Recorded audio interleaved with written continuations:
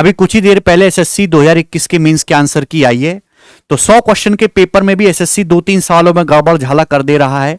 अच्छा, जो ट्रांसलेशन में तो हमेशा से एरर आती रही है, हिंदी इंग्लिश के ट्रांसलेशन में बहुत ज्यादा है, लेकिन सवालों के न्यूमेरिकल वैल्यू में कंसेप्चुअल भी एरर देखने को मिलती है। जैसे देखिए सवाल नंबर 25 एक क्वेश्चन आया है, दो सर्कल है, दोनों की रेडियस 36 सेंटीमीटर एक दूसरे को इंटरसेक्ट करते हैं और एक दूसरे की सेंटर से पास करते हैं कॉमन कॉर्ड की लंबाई।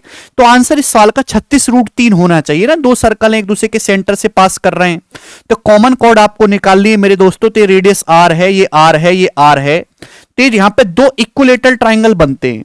इक्विलेटरल ट्राइंगल की हाइट √3/2r होती है, उसका दुगना √3r, तो 36√3 आना चाहिए था, ये 18√3 दे रखा है। एक्चुअली उन्होंने सवाल तो सही बनाया था, यहां पे डायमीटर लिख रहा था बस उनको, है ना, लेकिन एक शब्द की वजह से आपको नंबर तो अब उनको देने ही पड़ेंगे। अब ये सवाल है, यदि a बराबर ये है और b बराबर ये है, तो आपसे पूछा है a गुणा b बराबर क्या होगा।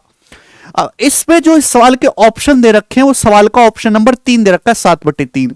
करना क्या है, a को सॉल्व करना है, b को सॉल्व करना है, a गुणा b करना है, लेकिन यहां आ रहा है 7 आ रहा है, जबकि 7 तो कहीं दिख ही नहीं रहा। भाई इनका क्यूब रूट वगैरह लोगे तो कहीं 7 तो आने का मतलब ही नहीं है, या तो 2 5 9 आता रहेगा, 7 तो यहां भी कहीं से नहीं आने वाला। तो ये under root, cube root, fourth root लेके 7 आने का कोई मतलब है ही नहीं, तो गुणा करके भी 7 नहीं आना, तो ये आंसर तो इस सवाल का हो ही नहीं सकता था बिल्कुल भी। समझ में आया?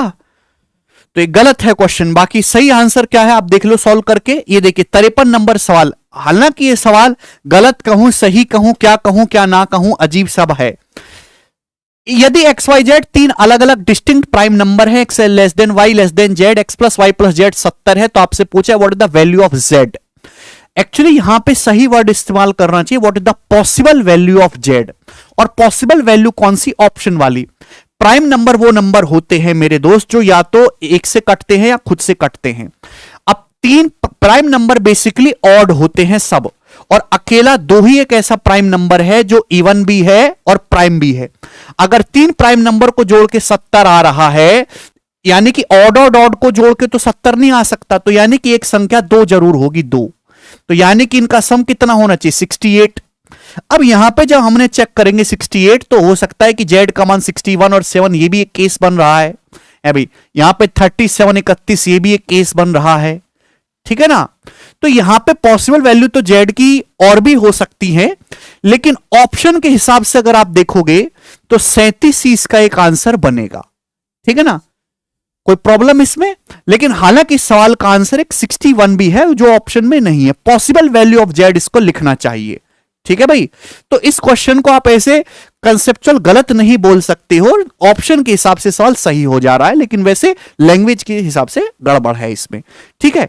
तो एसएससी की मंशा इसमें सवाल नंबर देने या ना देने की, तो जो रॉन्ग क्वेश्चन उसके आपके 2 बोनस मार्क्स मिलेंगे, तो मैं ही अपने स्टूडेंट से करवा दूंगा। आपको हर एक को रिप्रेजेंट देने की जरूरत नहीं है कि हर आदमी 100 रुपए जमा कर रहा है, एसएससी को अमीर बनाने की कोई जरूरत नहीं है, ठीक है, बहुत पैसा है। चलिए दोस्त, बाय।